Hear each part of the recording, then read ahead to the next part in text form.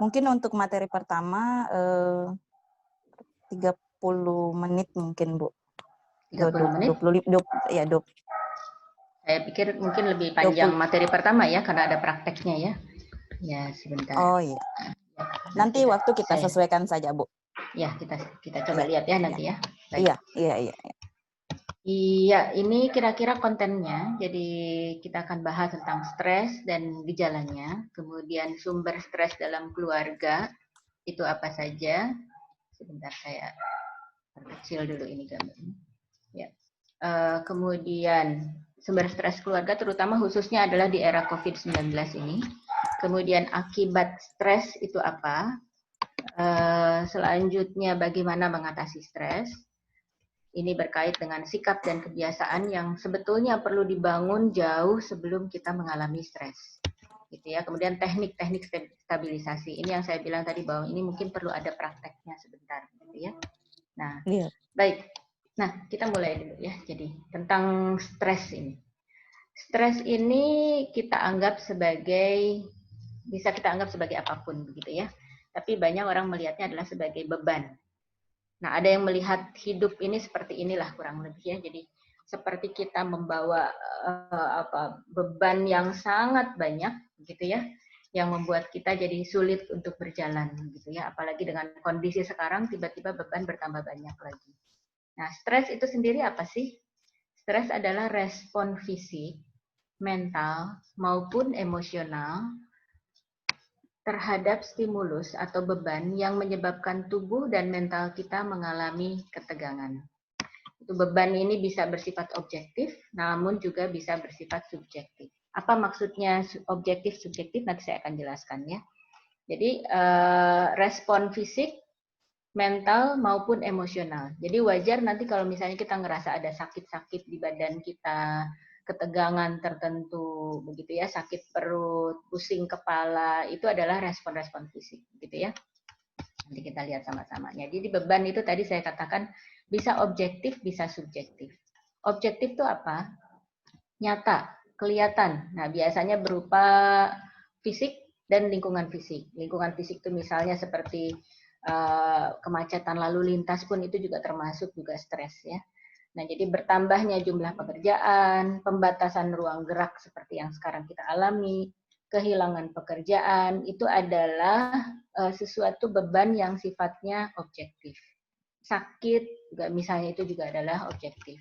Nah, tapi subjektif itu adalah berkait dengan penghayatan kita terhadap masalah yang kita hadapi. Terhadap satu kondisi yang bisa jadi kurang kita anggap berat atau sebaliknya kita anggap berlebihan. Jadi misalnya apa? Kekhawatiran menghadapi kesulitan di masa depan, kekhawatiran terpapar penyakit, misalnya begitu ya, kekhawatiran tidak berhasil mengatasi masalah, itu semuanya adalah beban yang sifatnya subjektif. Ya, jadi kondisi sekarang ini COVID ini adalah objektif. Itu adalah stres kita. Pembatasan ruang gerak itu adalah stres kita. Tapi ketika kita jadi lebay dalam tanda kutip gitu ya, jadi berlebih-lebihan melihatnya, maka itu menjadi subjektif. Yang asalnya mungkin bebannya itu cuma sebesar ini, akhirnya karena pikiran kita menjadi lebih besar lagi dan akhirnya kita merasa itu tidak tertangani atau sangat berat gitu. Padahal kita tahu ya, Allah itu tidak akan membebani seorang melebihi dari kemampuannya. Nah, kemudian berikutnya, apakah berarti stres itu selalu buruk? Nah, ternyata belum tentu. Bahkan sebetulnya stres itu dibutuhkan oleh kita di dalam hidup di dunia ini. Kalau tidak ada stres atau stresnya terlalu rendah, maka kita akan jadi bosan, merasa dunia itu penuh dengan rutinitas saja, dan yang jelas juga kemampuan kita menjadi tidak berkembang. Kualitas diri kita menjadi tidak berkembang. Nah, jadi ada yang namanya eustress, ini adalah stres yang baik, dan ada yang namanya distress. Eustress ini yang bisa meningkatkan emosi positif kita, performa kerja kita, dan efisiensi kita. Misalnya apa? Kompetisi untuk menjadi juara misalnya. Itu adalah eustress. bekerja untuk mencari nafkah buat keluarga, itu juga eustress. Gitu. Kecuali kalau kita memandang itu sebagai distress. Gitu ya. Jadi ini meningkatkan keberanian, optimisme, bersemangat, berhati-hati, percaya diri. Ini adalah eustress. Nah, sementara distress, ini yang menimbulkan emosi negatif, yang jadi membuat pekerjaan kita tidak produktif, kemudian timbul emosi marah, takut, cemas, bingung, dan panik. Ini yang distress ini adalah sebetulnya istilah khas dalam psikologi, tapi di masyarakat, ketika kita bicara distress, itu disebut dengan istilah stres saja. Ya, jadi semua stres itu yang dianggap membuat kita menjadi nggak nyaman, itu kan sebutnya distress tadi ya, itu kita sebut stres. Nah, jadi ke depan ini maksudnya untuk materi yang selanjutnya saya bahas ini, kita akan ketika kita bicara stres berarti ini adalah distress sebetulnya. Ya, sekarang kita masuk pada kondisi sekarang ya, pada masa COVID ini. Nah, apa saja sumber stres pada masa ini? Saya cerita sedikit. Jadi saya memang masih menerima konsultasi-konsultasi, tapi semuanya bersifat online, gitu ya. Ya, saya juga menerapkan aturan-aturan atau protokol COVID juga. Jadi tidak menemui orang dan juga orang tidak menemui saya. Gitu. Nah, saya cerita aja. Jadi awalnya mungkin nggak kelihatan waktu keluhannya itu waktu ada klien mengeluh kepada saya, itu tidak terlihat seperti ada kaitan dengan COVID. Misalnya contohnya, suami saya jadi marah-marah melulu, katanya begitu ya. Nah, terus saya telusuri, begitu saya tanya segala macam, kapan aja marahnya? Kalau lagi nggak punya duit, katanya gitu ya. Nah, dari dulu seperti itu, begitu. Ternyata sekarang bertambah sering karena sekarang lebih banyak ke peluang untuk tidak punya uangnya, gitu ya. Jadi problemnya akhirnya masalah keluarga, tapi kalau ditelusuri ujung-ujungnya berawal dari sumber stresnya itu dari COVID juga. Kemudian ada juga yang masalah lain adalah ini keluhan lain itu ada anak yang ngompol. Anaknya ngompol padahal anak itu sudah bisa ke kamar mandi sendiri sebetulnya. Sebelumnya itu dia sudah tidak ngompol, tiba-tiba dia ngompol lagi begitu. Anak usia balita sebetulnya. Nah, terus saya tanya, jadi langsung saya tanya, bukan saya nggak tanya tentang anaknya, tapi saya langsung tanya orang tuanya. Bapak ibunya gimana kondisinya? Saya bilang gitu kan. Terus akhirnya ternyata akhirnya ditemukan bapaknya baru PHK, kemudian ibunya punya anak, maksudnya mereka berdua ya, satu keluarga itu punya anak bayi begitu ya, dan ada yang masalah ini adalah si kakaknya. Nah, karena bapaknya PHK, akhirnya jadi ada stres tertentu dalam keluarga yang membuat si anak, si kakak gitu ya, anak yang pertama ini menjadi terabaikan. Dan anak tuh kan nggak mau tahu tuh, nggak ngerti dia soal COVID segala macam. Dia butuh perhatian. Akhirnya karena dia menuntut perhatian, kemudian jadi dianggap mengganggu oleh keluarganya, karena dimarahi terus, begitu ya, karena dianggap mengganggu, akhirnya dia muncul dalam bentuk protesnya, dalam bentuk ngompol lagi. Ya, jadi ngompolnya itu bukan ketidakmampuan atau kesalahan pada dirinya, tapi itu adalah refleksi dari stres dalam keluarganya. Ada masalah-masalah yang lain juga. Mohon maaf. Ada yang nggak bisa tidur, ternyata kangen karena nggak bisa pulang kampung waktu mudik Lebaran kemarin. Jadi biasanya setiap mudik Lebaran itu kan pulang, ketemu orang tuanya, begitu ya, kangen-kangenan. Nah, tahun ini nggak bisa melakukan itu, akhirnya jadi stres, nggak bisa tidur. Ya, jadi banyak sekali sumber stres yang berawal dari COVID, begitu ya.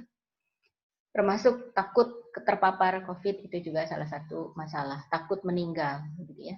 Kemudian masalah ekonomi, PHK, PSBB, pembatasan skala besar.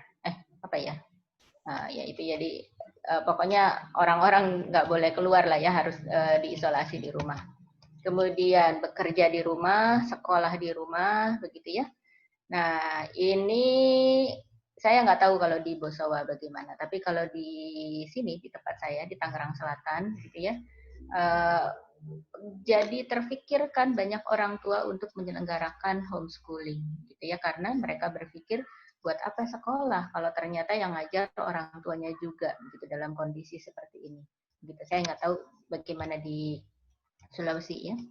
Nah, kemudian perubahan kebiasaan, menggunakan masker, mencuci tangan, pekerjaan rumah tangga yang tambah banyak, menggunakan gadget yang lebih tinggi intensitasnya dan frekuensinya dibanding biasanya.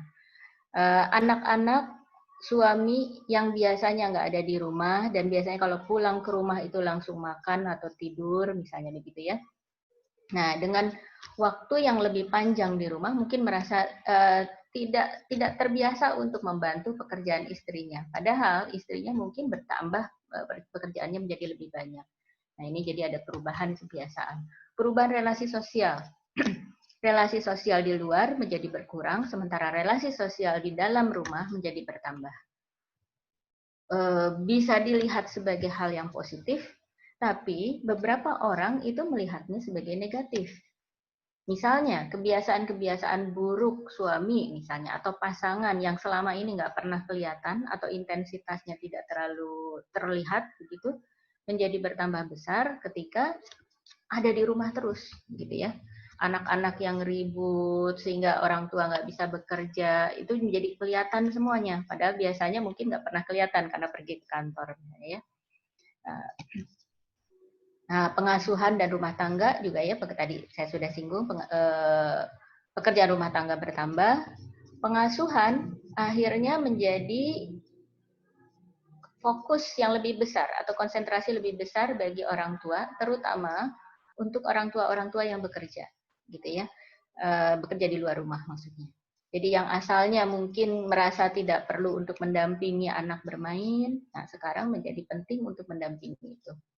Nah, kemudian apalagi sumber stres?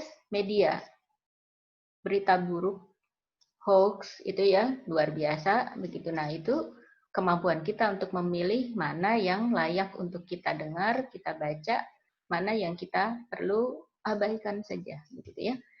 Karena kita punya batas kemampuan. Apakah kita mau seperti gambar tadi ya, menumpuk batu sebanyak mungkin sampai sehingga kita merasa terbebani atau tidak gitu. Akibat negatif dari stres apa? Fisik. Bisa nambah berat badan, bisa mengurangi berat badan. Nah, ya kita kan di rumah makan terus bisa jadi begitu ya. Tapi juga ada orang-orang malah jadi nggak bisa makan. Ya. Kemudian kerontokan rambut, ya, jantung berdebar-debar, jadi detak jantungnya bertambah cepat, begitu. Tekanan darah menjadi meningkat, sakit kepala, kelelahan, gangguan organ, biasanya sih mah begitu ya. Kemudian keringat dingin, nah ini eksim itu sakit kulit ya, gatal-gatal seperti itu. Ini adalah yang sifatnya fisik. Gangguan tidur juga. Gangguan tidur itu bisa berupa susah tidur, bisa berupa mimpi buruk terus-menerus, bisa jalan sambil tidur, begitu ya, itu adalah gangguan tidur. Atau tidur terus-terusan, itu juga gangguan tidur. Nah, akibat berikutnya terhadap mental. Apa saja? Emosinya gampang terpicu, misalnya. Takut, cemas, panik, marah, sedih, bingung. Yang saya tadi cerita suami yang marah-marah melulu karena nggak punya uang, gitu ya. Itu adalah berada dalam kondisi-kondisi stres karena emosinya terpicu. Sulit konsentrasi, mudah lupa, sulit belajar. Nah, jadi sebetulnya kalau nanti kita belajar tentang mekanisme kerja otak, gitu ya. Kalau orang emosinya negatif, emosi negatif ini adalah takut, cemas, panik, marah, sedih, begitu ya, maka dia akan sulit untuk belajar. Belajar itu akan lebih mudah kalau misalnya emosinya positif. Tadi saya lihat beberapa slide yang ditampilkan di Bosowa, gitu ya. Itu kegiatan-kegiatan yang sangat menarik, yang membuat anak senang dan akan membuat anak menjadi lebih mudah untuk belajar. Nah, kemudian juga adalah sulit mengambil keputusan. Ini efeknya nih.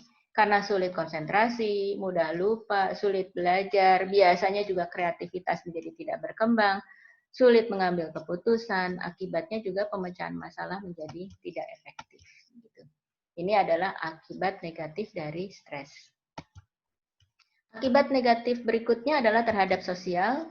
Jadi ada bisa menghindari hubungan sosial atau komunikasi, atau sebaliknya berusaha mencari hubungan sosial itu. Jadi misalnya telepon terus orang, ketemuan terus, begitu ya, dan lain-lain. Perubahan kebiasaan. Ada beberapa kondisi orang akhirnya terjatuh kepada adiksi. Adiksi itu bisa makan, bisa games, merokok, narkoba, begitu ya. Kemudian, nah untuk anak, terutama untuk anak balita, begitu ya. Nah ini perlu kepekaan dari orang tua. Jadi stres itu bisa ditampilkan dengan regresi. Regresi itu adalah mundur ke tahap perkembangan sebelumnya. Jadi kalau misalnya anak itu sudah bisa makan sendiri, terus jadi minta disuapin lagi. Nah, itu kan minta disuapin lagi itu kan seperti karakteristik anak pada usia yang sebelumnya. Kemudian rewel misalnya, mengompol, cengeng, tidak patuh, itu juga bisa merupakan efek atau gejala dari stres. Ini perlu berhati-hati memang untuk menyimpulkan seperti ini. Ada banyak kemungkinan penyebabnya, tapi salah satunya adalah bisa karena stres. Ya, jadi ini ya. Jadi bagaimana sikap kita untuk menghadapi stres? Nah, stres itu nggak bisa ditahan kan? Stres itu nggak bisa dihalangi, terutama yang sifatnya objektif. Jadi kita terima dulu. Itu udah menjadi jaminan dari Allah bahwa semua orang itu pasti akan mendapatkan ujian. Ujian itu adalah salah satu bentuk stres juga, begitu ya. Jadi daripada kita menghindar, ya sudah kita terima saja, kita yakin bahwa apa yang Allah tetapkan itu adalah sesuatu yang untuk membuat kita menjadi lebih baik, gitu ya. Jadi di sini ya cara Allah meningkatkan kualitas diri kita. Kemudian kita yakin juga bahwa kalau dikasih kesulitan pasti ada kemudahannya. Bukan sesudah kesulitan maka ada kemudahan, bukan, tapi bersama kesulitan itu ada kemudahannya. Ibaratnya beli buku kumpulan soal itu ada kuncinya di situ, kunci jawabannya di situ ya. Nah, kemudian bersabar di sini artinya bukan diam saja, tapi berusaha terus-menerus. Dan ini juga yang perlu kita yakin, Allah tidak membebani seseorang melebihi kemampuannya. Bersyukur pada apa yang kita miliki, bukan pada yang hilang. Kenapa ini penting untuk punya pikiran positif ini? Karena ini yang akan mengurangi beban yang sifatnya subjektif. Ya, tadi kan saya sampaikan bahwa ada beban yang sifatnya objektif, ada beban yang sifatnya subjektif. Kalau saya melihat dari klien-klien saya, ada banyak sekali klien itu yang memperberat masalahnya dengan pikiran-pikiran buruk. Misalnya, contohnya, gimana nanti kalau saya nggak diterima sama orang? Gimana kalau semua orang benci sama saya? Misalnya begitu ya. Itu adalah bentuk-bentuk kita membebani diri kita melebihi dari kemampuan kita sendiri. Ya, sikap berikutnya untuk menghadapi stres adalah berfokus pada apa yang menjadi kendali diri kita. Ya, jadi ada hal yang bisa kita kendalikan, ada hal yang tidak bisa kita kendalikan. Menariknya adalah yang tidak bisa kita kendalikan itu jauh lebih banyak daripada apa yang menjadi kendali kita. Jadi contohnya misalnya ini, usia dan ajal itu di luar kendali kita. Tapi menjaga kesehatan itu berada dalam kendali kita. Jadi daripada kita berpikir gimana nanti saya kalau kena COVID misalnya, gimana nanti kalau saya meninggal. Nah, lebih daripada kita mempersulit, memperumit diri kita, membuat diri kita stres dengan pikiran-pikiran seperti itu, lebih baik kita berpikir apa yang dapat saya lakukan supaya saya terhindar misalnya. Ataupun kalau misalnya kena, apa yang saya bisa persiapkan untuk anak-anak dan anak-anak saya gitu atau pasangan saya gitu. Jadi kita lakukan sesuatu yang berada dalam kendali kita. Okay. Kalau di Jakarta itu gini, kemacetan gitu ya. Kalau sekarang sih memang lagi nggak macet ya karena PSBB ya, meskipun udah dikurangi. Tapi kemacetan itu di luar kendali kita. Kita mau marah-marah, kita mau menjelek-jelekan menteri atau presiden atau apapun, itu tidak merubah kemacetan itu sendiri, gitu loh. Ya, itu di luar kendali kita sebetulnya. Tapi apa yang bisa menjadi kendali kita? Apa yang saya bisa lakukan pada saat macet, misalnya ya? Apakah menghafal Quran atau mendengar berita yang baik, begitu ya? Atau mendengar musik, misalnya itu adalah pilihan-pilihan kita. Nah, itu yang berada dalam kendali kita. Kemudian berfokus pada diri, bukan pada menyalahkan orang lain. Ini ada satu kasus yang menarik. Ada seorang remaja laki-laki. Dia itu tahun ini itu baru lulus SMA. Kemudian dia ternyata mendapatkan beasiswa ke Amerika, gitu ya. Nah, tapi ternyata karena kondisi COVID dari pihak Amerikanya, dari pihak sekolah di Amerika tidak memberikan jawaban yang jelas. Kemudian dia mulailah marah. Ini Allah nih, gara-gara Allah ini menurunkan COVID ini, aku jadinya nggak bisa pergi ke Amerika, begitu ya. Nah, itu adalah cara berpikir yang membuat diri kita jadi terbebani, begitu. Gitu. Nah, saya waktu itu sempat bilang, ya semua orang juga ngalamin hal yang sama sebetulnya. Berarti kalau kita mau ngelihat dari sudut pandang yang lebih positif ya, agak lebih bukan sebut enak ya, tapi maksudnya gini, beban itu menjadi lebih realistis kita hadapi, lebih nyaman kita hadapi karena kita tahu bahwa bukan cuma kita yang mengalami hal ini, gitu ya. Akan lebih sulit kalau cuma kita sendiri yang mengalami. Nah, kemudian sikap berikutnya menghadapi stres adalah kreatif mencari ide. Ibaratnya gini, kalau ada satu jalan tertutup, ada pintu satu tertutup, maka cari jalan lain atau pintu lain yang terbuka, begitu ya. Itu yang kita kadang-kadang tidak menyadari ketika kita sedang menghadapi satu stres. Jadi kekhasannya orang yang sedang berada dalam emosi negatif atau dalam situasi stres adalah cara berpikirnya itu seperti kacamata kuda, begitu. Seperti ini, lurus aja begitu ya.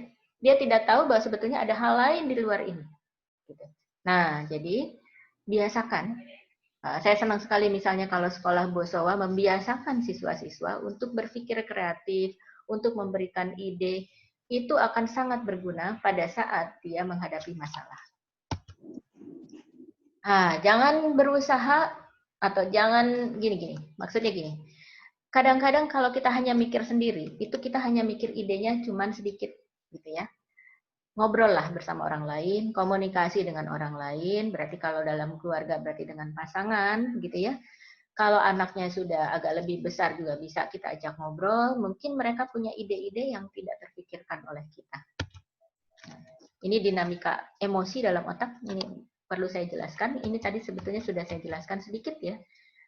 Ada bagian yang paling bawah ini ada brainstem gitu ya, yang atau disebut juga reptilian brain atau batang otak itu yang warnanya peach, kemudian ada limbik ini yang warna hijau di tengah, kemudian ada cortex yang warnanya biru begitu ya, biru keunguan.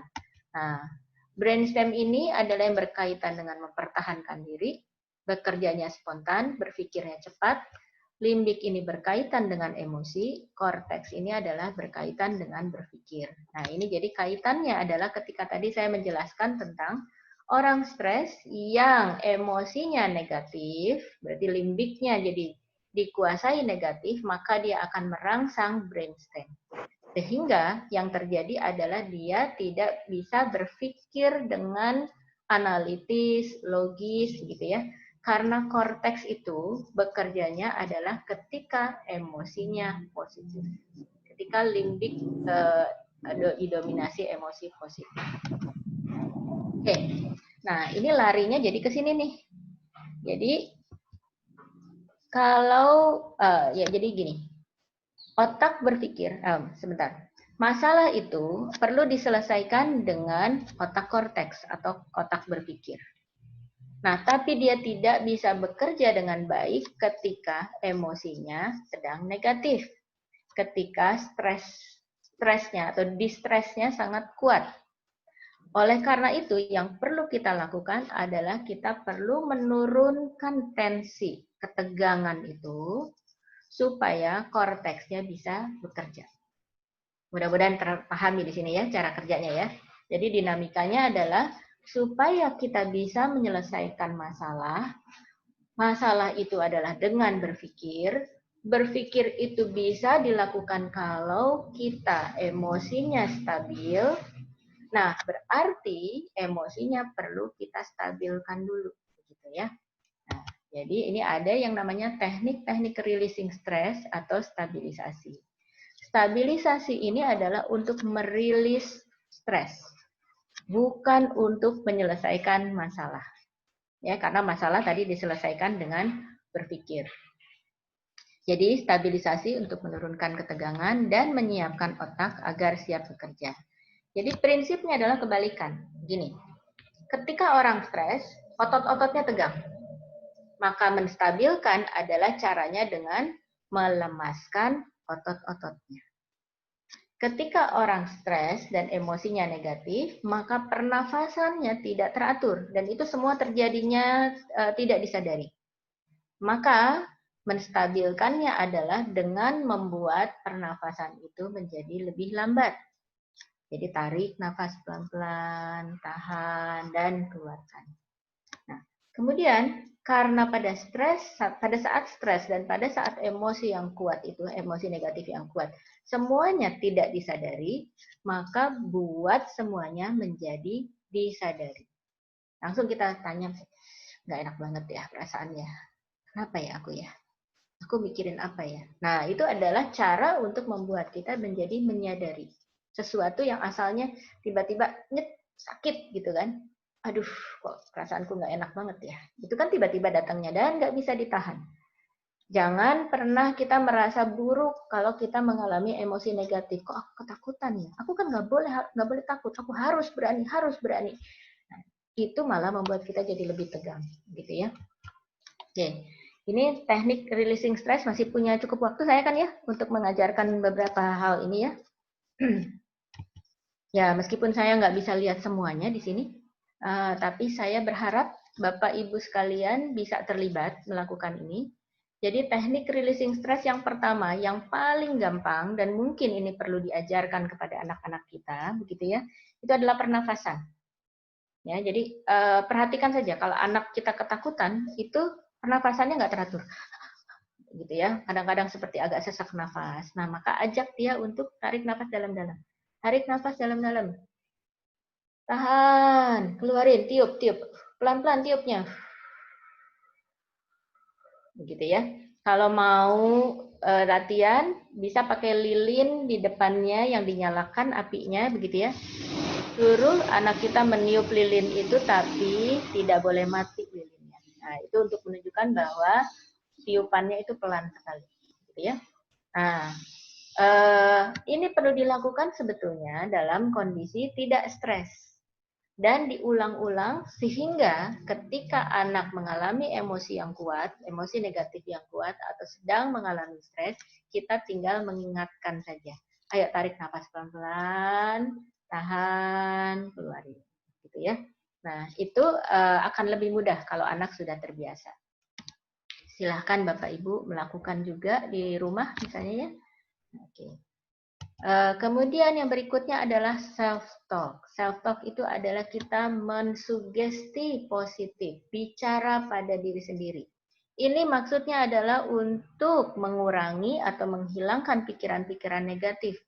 Ingat tadi bahwa beban menjadi tambah berat karena pikiran-pikiran negatif kita. Jadi self-talk itu ada bisa positif, bisa negatif, gitu ya. Yang membuat kita jadi tambah emosi negatif, tambah panik, tambah kesel adalah self-talk negatif. Misalnya, waduh, bahaya nih. Waduh, bakal mati nih kalau kayak gini, gitu ya. Itu adalah self-talk negatif. Self-talk positif berarti kita lakukan yang kebalikannya. Insya Allah bisa, gitu ya. Hindari kata-kata harus. Kenapa? Karena harus itu membuat beban menjadi bertambah berat, gitu ya. Hilangkan saja kata harus. Insya Allah bisa, Allah pasti bantuin, Allah bantuin saya. Aduh, sabar, misalnya. Itu adalah self-talk kepada diri kita sendiri. Ajarkan juga anak kita untuk melakukan self-talk. Self-talk boleh dengan doa, pasti boleh. Ya, tapi lebih penting itu adalah doa itu dipahami. Kalau tidak dipahami, maka itu belum berfungsi sebagai self-talk karena tidak langsung mempengaruhi berpikir kita. Nah, teknik kontainer. Gimana nih teknik kontainer? Jadi gini, kadang-kadang ada situasi dalam satu waktu kita punya masalah yang sangat banyak, sementara tangan kita cuma 2 untuk menyelesaikan itu, kita nggak bisa melakukan atau menyelesaikan semuanya sekaligus. Nah, teknik kontainer ini sebenarnya teknik subjektif dalam pikiran kita nih ya. Nah, karena kadang-kadang juga masalah itu juga subjektif. Jadi, yang dilakukan adalah begini. Kita diam dulu, berhenti, berpikir, begitu ya. Kemudian bayangkan sebuah kontainer yang besar, yang kuat, yang ada kuncinya, bisa ditutup dan ada kuncinya, dan kuncinya hanya kita yang punya. Ya, jadi buka kontainernya, kemudian masalah-masalah yang banyak tadi masukkan ke dalam kontainer itu, satu saja yang dipisahkan yang paling prioritas. Bisa dipahami ya? Jadi masukkan, bayangkan masalah-masalah itu seperti satu benda lah misalnya ya. Entah apapun itu boleh dibayangkan sendiri. Kadang-kadang saya membayangkannya itu seperti batu, begitu ya, masalah itu seperti batu, masukkan di dalam kontainer. Bisa juga masalah itu seperti apa? Buku misalnya atau apapun itu, masukkan dalam kontainer. Hanya satu yang ada di luar yang akan kita selesaikan. Nah, jadi kepada masalah-masalah yang kita simpan, kita bilang, kamu di sini dulu, kamu saya simpan dulu. Nanti, kalau saya sudah selesai, saya akan kembali lagi untuk mengambil masalah yang lain dan menyelesaikannya. Tutup kontainernya, kunci, taruh kuncinya di tempat yang hanya kita sendiri yang tahu. Gitu ya. Itu permainan pikiran. Itu memang hipnosis, begitu ya.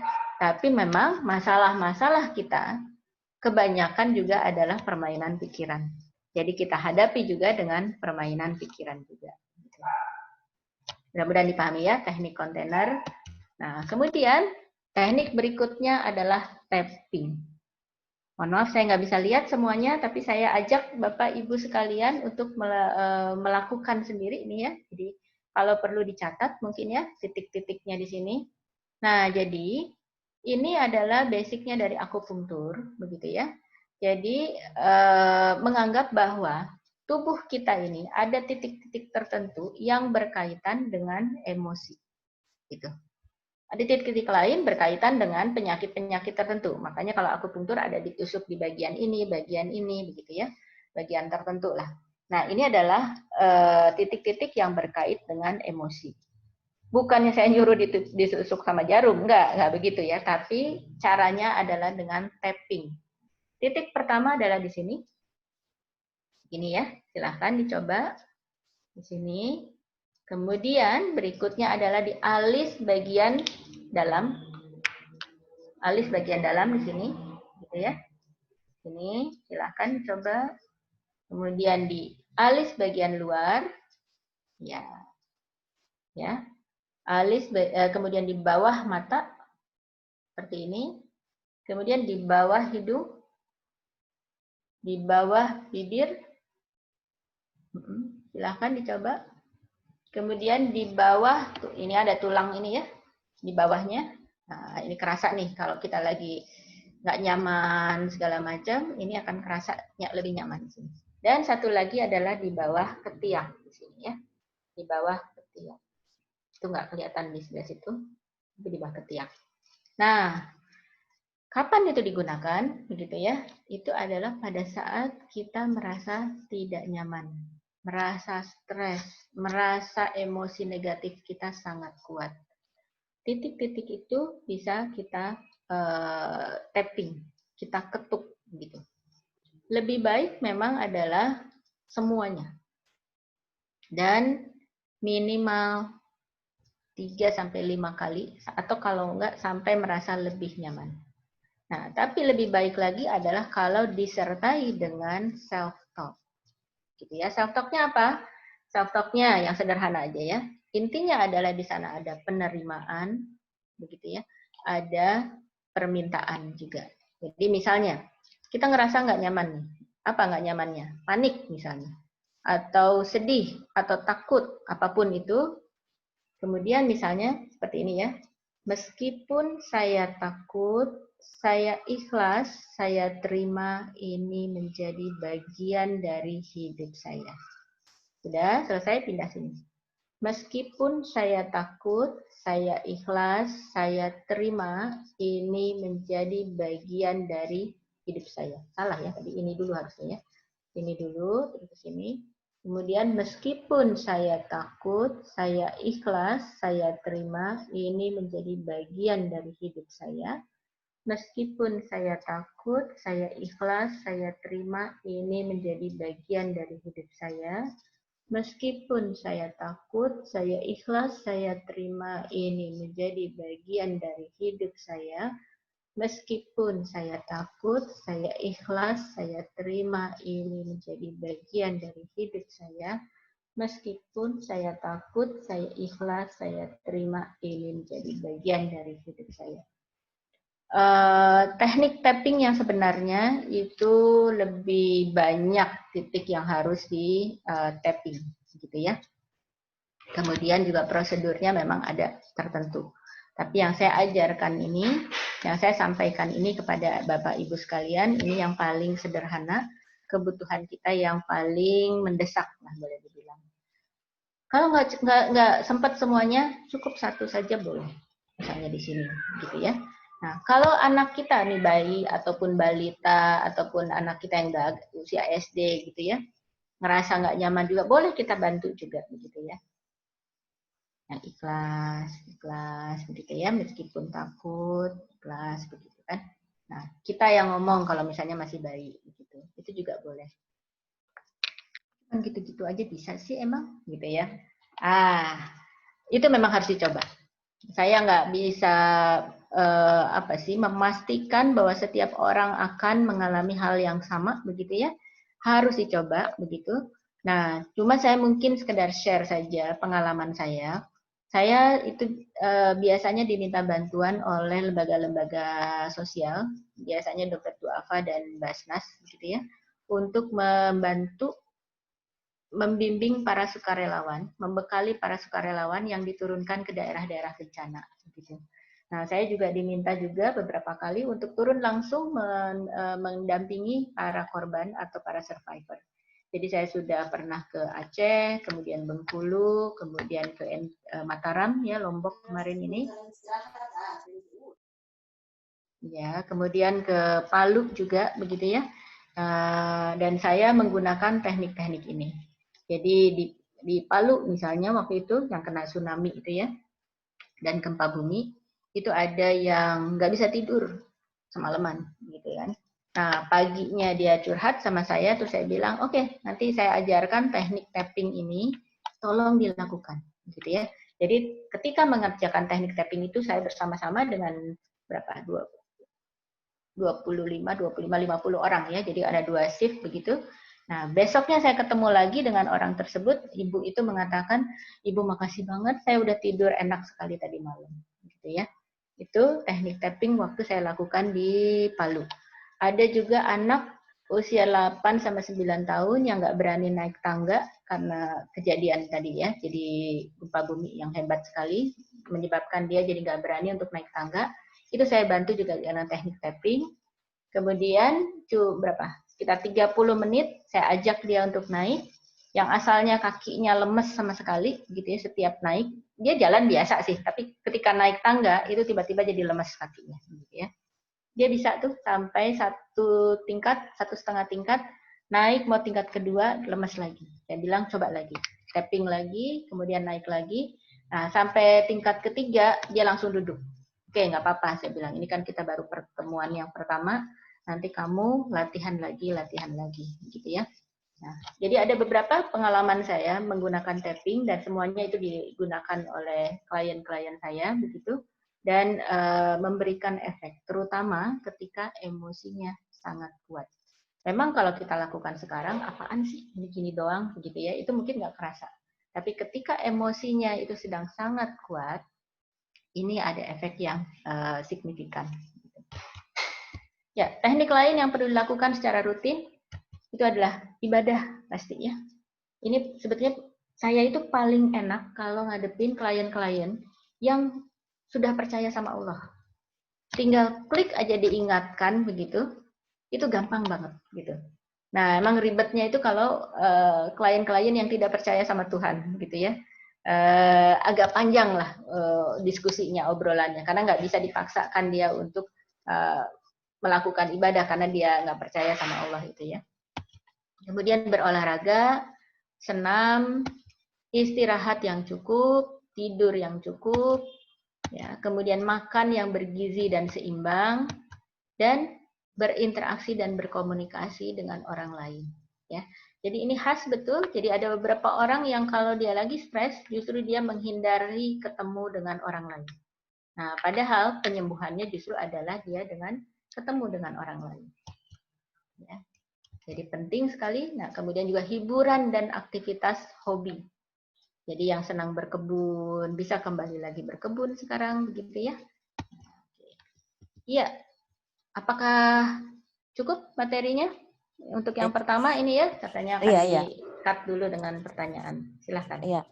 Terima kasih untuk materi yang telah disampaikan oleh Bu Yeti. Sepertinya materinya sangat menarik karena banyak pertanyaan yang diajukan oleh para peserta. Iya. Selamat pagi untuk Bapak Kunjung Wahyudi dari Surabaya. Oh, dari Surabaya. Ada juga ya dari luar. Iya, dari Surabaya. Beliau menanyakan bagaimana cara mengurangi stres agar tidak masuk ke ranah subjektif. Ya, barangkali mau dijawab dulu, Ibu. Oh ya, yang tadi saya sampaikan itu juga adalah masuk. Jadi gini, sebetulnya itu ada di materi keduanya ya. Jadi salah satu caranya adalah dengan melakukan namanya istilahnya reframing. Reframing itu mengubah cara pandang, gitu ya. Jadi misalnya, ini ketemu sama anak terus nih setiap hari. Aduh, anak nih ngerepotin, gitu kan. Nah, reframingnya adalah kita melihat dengan sudut pandang yang lain. Ada nggak hal positif dari sudut ini? Oh iya, ternyata justru dengan ketemu anak terus-terusan, maka saya bisa punya kesempatan untuk lebih dekat sama mereka. Gitu loh. Saya mau cerita sedikit tentang pengalaman saya waktu turun di tsunami Aceh ya. Di Aceh itu tahun berarti 2006 ya, kalau nggak salah 2006 2005 waktu tsunami yang pertama itu. Nah, jadi saya menemukan di sana. Jadi itu kan ada ribuan orang yang kena bencana begitu. Saya menemukan di sana ada orang yang dengan bencana yang sama, dengan musibah yang sama, dia menjadi lebih dekat pada Allah. Ada orang yang semakin menjauh dari Allah, dan ada yang jadi gila. Jadi kehilangan kesadaran, gitu ya. Nah, menarik nih buat saya. Kenapa? Dengan musibah yang sama, orang bisa menjadi lebih dekat pada Allah, tapi juga bisa lebih jauh dari Allah dan bisa jadi gila, begitu ya. Nah, ternyata yang membuat orang-orang yang menjadi dekat pada Allah adalah dari cara pandangnya. Melihat ini adalah sebagai bentuk ujian, cara Allah meningkatkan kualitas diri dia, begitu sehingga akhirnya dia menjadi lebih ikhlas, gitu. Nah, tapi orang-orang yang satu lagi nih yang menjauh dari Allah melihatnya adalah saya udah ibadah selama ini dengan baik, kenapa kok Allah masih ngasih siksaan sama saya? Berarti Allah nggak sayang sama saya, gitu kan? Allah benci sama saya. Kenapa saya harus beribadah sama Tuhan kalau kayak begitu? Ini adalah cara pandang. Jadi ujian yang sama, musibah yang sama bisa dilihat dengan ujian. Satu lagi adalah dengan musibah gitu atau dengan bencana. Nah, jadi kalau Bapak tadi menanyakan gimana supaya nggak jadi subjektifnya jadi negatif, begitu kan ya? Lihat dari sudut pandang positifnya, gitu loh. Lakukan reframing, lakukan dengan cara pandang yang berbeda. Nah, ini memang perlu latihan. Latihannya sebelum kejadian sebetulnya, tapi mudah-mudahan dengan cara pandang sekarang kita lihat COVID. Apa ya hikmah di balik ini? Oh, kalau agama melihatnya adalah istilahnya hikmahnya, gitu. Gitu mungkin Ibu.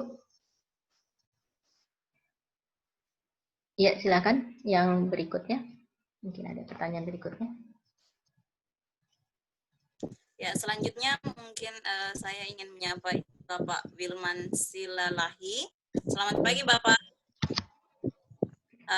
Beliau menanyakan bagaimana treatment yang dapat kita sampaikan kepada orang yang berpikiran negatifnya duluan yang muncul.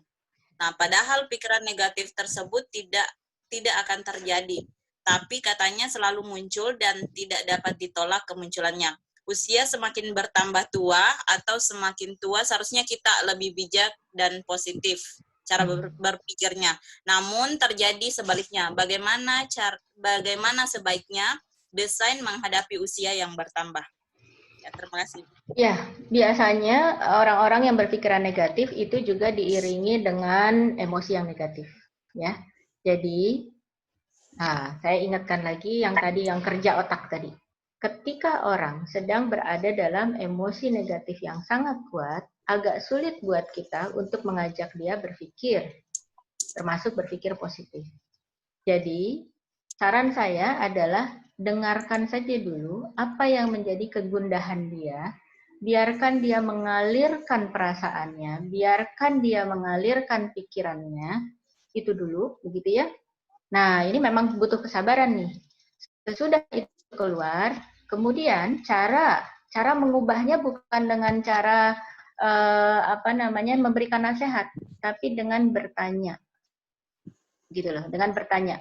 Jadi saya ambil contoh kasus ini, salah satu klien saya memang jadi sudah dewasa nih ya, sudah tua. Jadi sebut sudah tua enggak juga, tapi maksudnya 30, hampir 40 tahunan lah begitu ya. Yang dia selalu gelisah gitu. Karena khawatir kena COVID gitu ya. Nah, terus saya tanya begini. Ibu, apa yang bikin Ibu jadi gelisah banget? Saya takut mati, katanya. Oke, takut mati. Jadi saya nggak nasehatin, mati itu kan udah ajalnya, udah Allah, ketentuan Allah. Saya nggak tanya ke situ.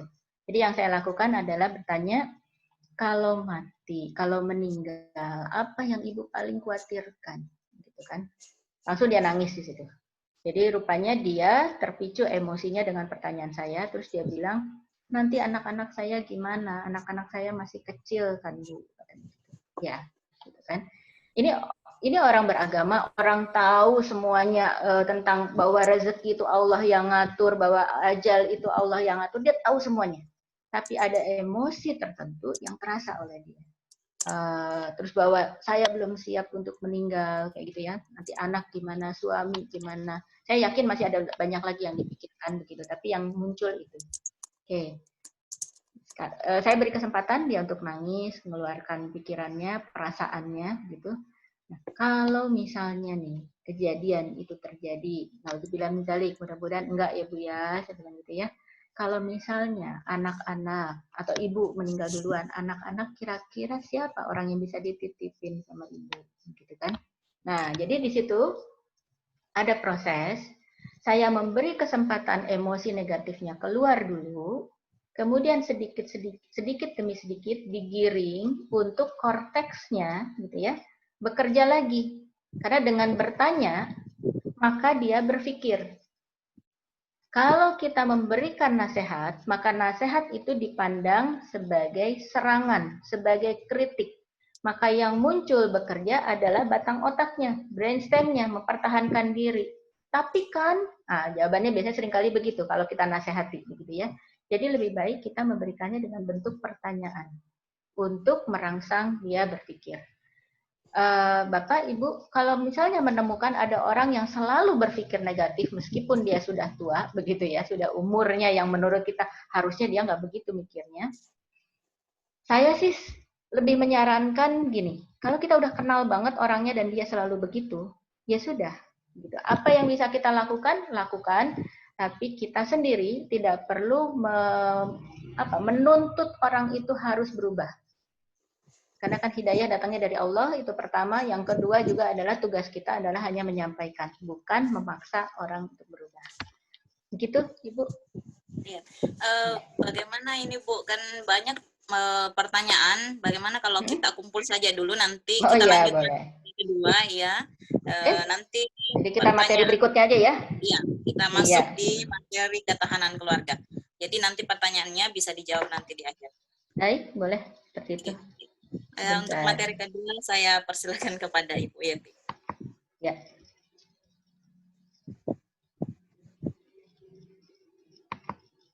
Tadi masih share itu ya, masih. Sebentar.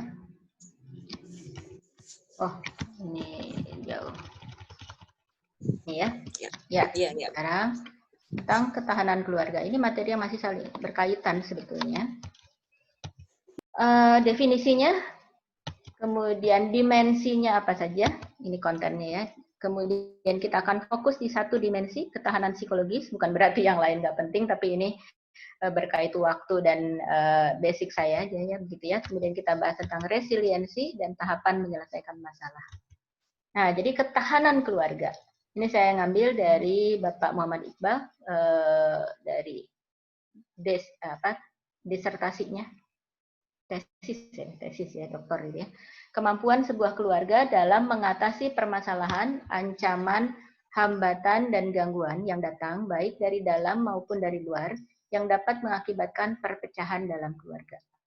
Serta kemampuan keluarga dalam mengembangkan potensi anggota keluarga dalam mencapai tujuan dan cita-cita dalam sebuah keluarga. Ini teoritis sekali ya. Nah, tapi saya perlu gambarkan dulu, Pak Iqbal ini adalah lulusan dari psikologi UIN, Universitas Islam Negeri Jakarta. Kemudian sekarang beliau menjadi dekan Fakultas Psikologi di Universitas Mercu Buana kalau nggak salah ya. Nah, ini adalah saya ambil dari hasil penelitiannya tentang ketahanan keluarga untuk keluarga-keluarga di Jawa Barat, DKI dan Banten terkait dengan COVID-19 ini, gitu ya. Nah, saya nggak akan bahas hasilnya, silahkan dicari saja, tapi saya ingin bahas tentang ini aja.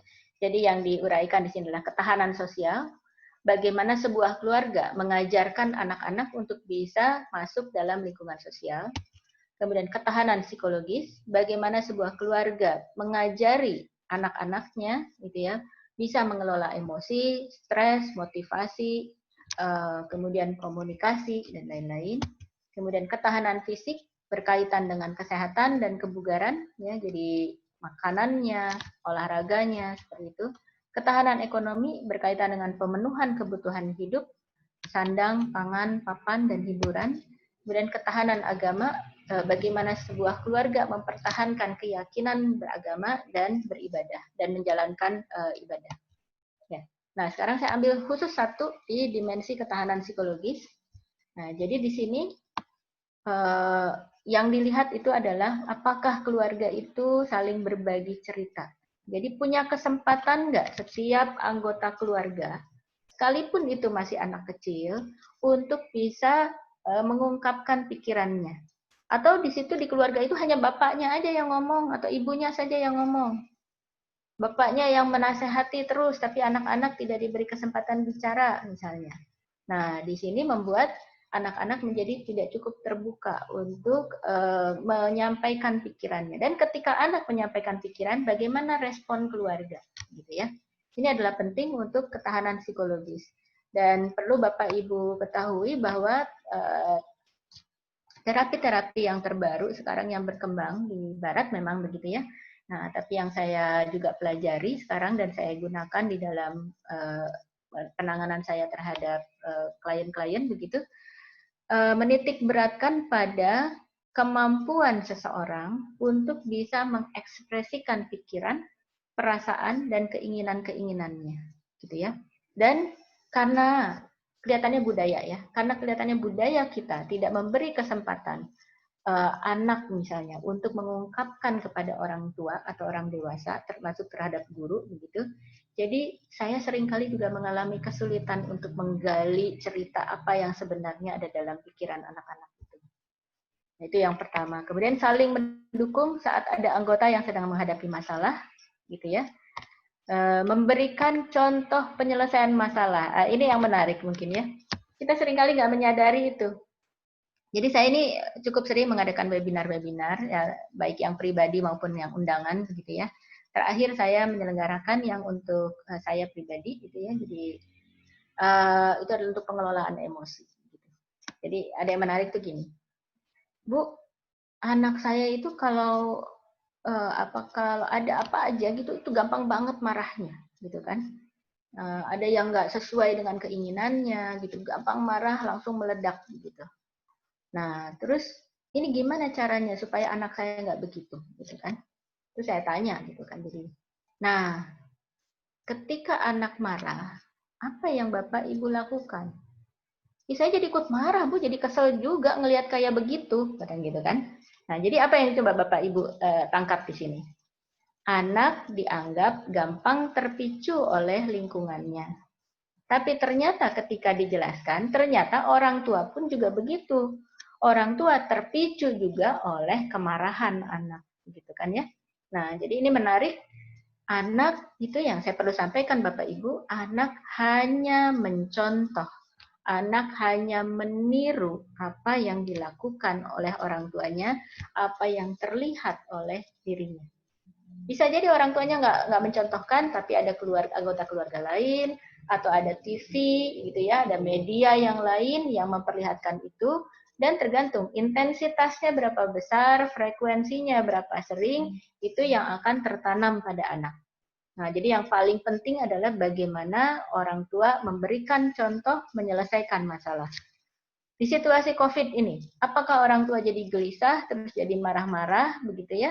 Nah, kalau orang tua merespon masalah seperti itu, jangan salahkan kalau anak pun juga merespon masalah juga dengan cara yang sama. Menjalin komunikasi terbuka, komunikasi itu artinya timbal balik, bukan satu arah.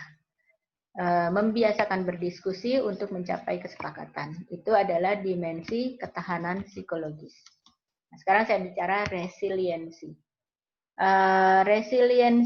Resiliensi itu adalah daya lenting atau daya lentur.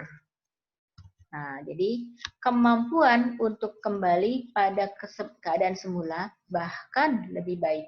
Saya ngambil contohnya ini adalah seperti bola. Kalau ini ada bola kaca, ini ada bola besi, di sini bola bowling gitu ya. Dan satu lagi adalah bola karet. Silahkan dijawab dalam hati, gitu ya. Mana yang paling lentur? Mana yang kalau kita lempar ke bawah, maka dia akan mantulnya lebih tinggi. Mudah-mudahan kita sepakat ya, bola karet ya. Nah, jadi bola karet itu yang kalau kita lempar ke bawah, itu akan memantul lebih tinggi. Bahkan semakin keras kita melempar, dia memantulnya lebih tinggi lagi. Apa yang terjadi pada bola kaca? Kalau kita lempar ke bawah, dia pecah. Apa yang terjadi pada bola bowling kalau kita lempar ke bawah? Kalau kita lempar ke ubin misalnya, ubinnya yang pecah. Bolanya sendiri mah kuat aja, gitu ya. Mohon maaf nih kalau ada logat Sundanya ya, karena saya dari Bandung nih ya. Jadi kita lihat sini, jadi ada bola yang kalau kita lempar dia yang pecah, ada bola yang kita lempar lantainya yang pecah, ada bola yang kita lempar dia memantul lebih tinggi. Itulah analogi saya terkait dengan resiliensi. Kalau kita kaitkan dengan orang, jadi ada orang yang kalau kena tekanan dia hancur, ada orang yang ketika dia dapat tekanan atau masalah atau stres, dia mengganggu orang sekitarnya. Ada orang yang ketika dia dapat stres, dapat tekanan, dapat ujian, dia memunculkan kualitas diri yang lebih baik. Nah, ternyata itu semua berkaitan dengan pola asuh. Bagaimana orang tuanya mengasuh di rumah. Nah, di sini bola kaca. Ini anak bola kaca itu adalah yang dihasilkan dari pengasuhan yang permisif. Permisif itu artinya segala boleh, apapun boleh.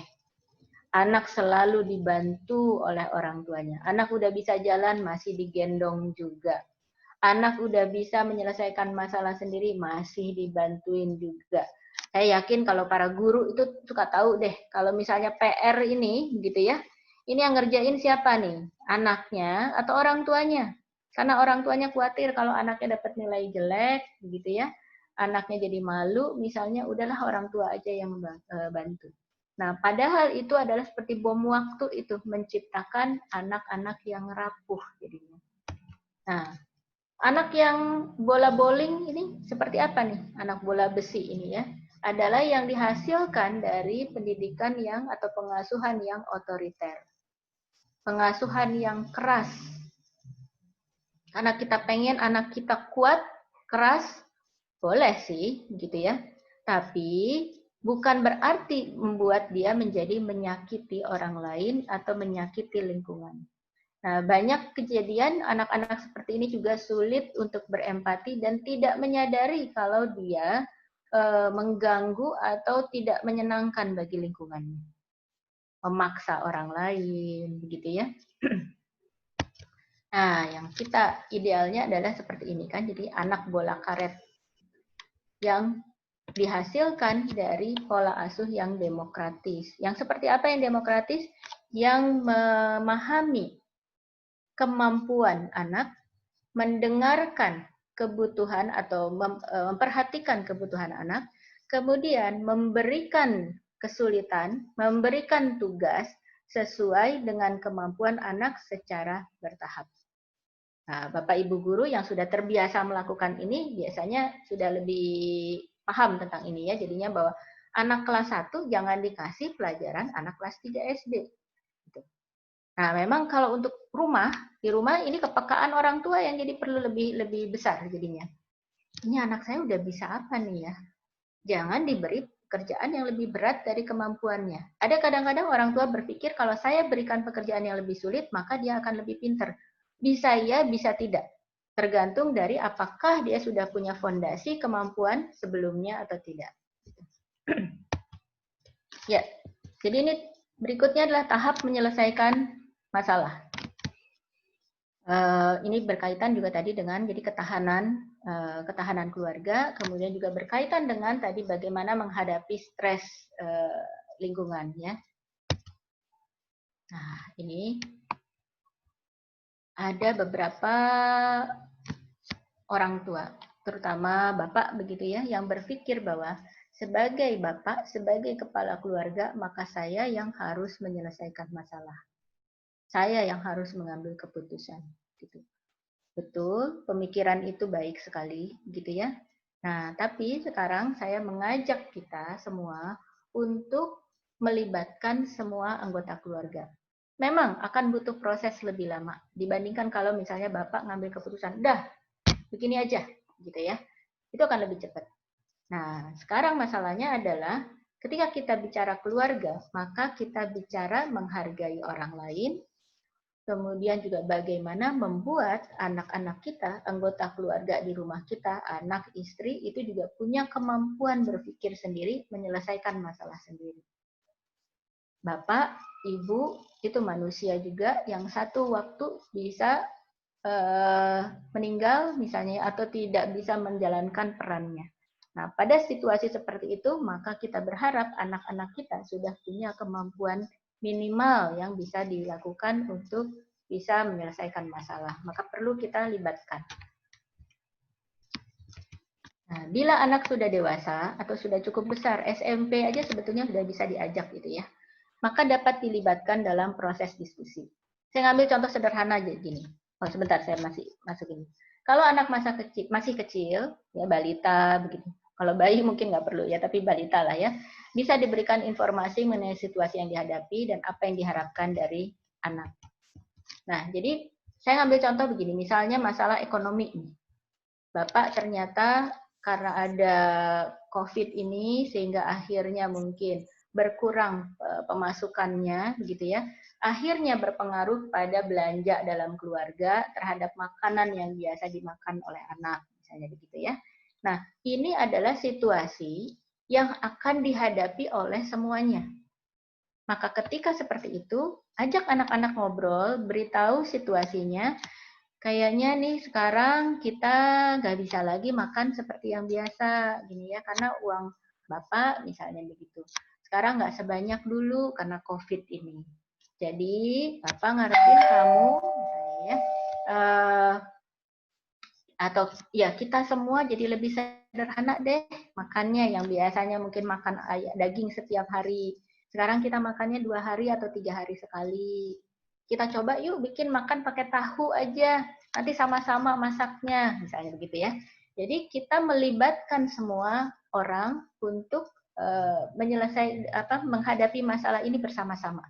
Dan saya beritahu bahwa anak-anak akan sangat bangga, akan sangat merasa dihargai kalau dia dilibatkan dalam proses itu. Dia merasa bernilai dan berarti. Nah, ada situasi yang anak yang terbiasa permisif, anak yang selalu dibuat nyaman, dia akan lebih sulit menerima kondisi ini. Jadi saya ada klien yang mengeluhkan hal ini. Gimana ya Bu ya, katanya. Jadi anak saya itu nggak bisa terima waktu bapaknya ternyata pensiun dini karena terkait COVID ini. Jadi dia maksa, dia sampai nangis di kamar terus berpikir bahwa jadi gimana? Aku nggak bisa sekolah lagi dong kalau kayak begini. Aku nggak bisa aku beli mainan atau makanan yang aku mau. Dan ini jadi merepotkan, gitu ya. Nah, jadi lebih baik memang anak-anak juga dilibatkan dalam proses penyelesaian masalah, diminta idenya, begitu ya, sesuai dengan kemampuan mereka. Jangan membebani anak dengan sesuatu yang mereka nggak bisa selesaikan. Jadi sesuai kemampuan aja. Kalau ekonomi, jangan diajak mereka untuk berpikir, ayah cari kerja apaan ya? Itu nggak bisa tuh.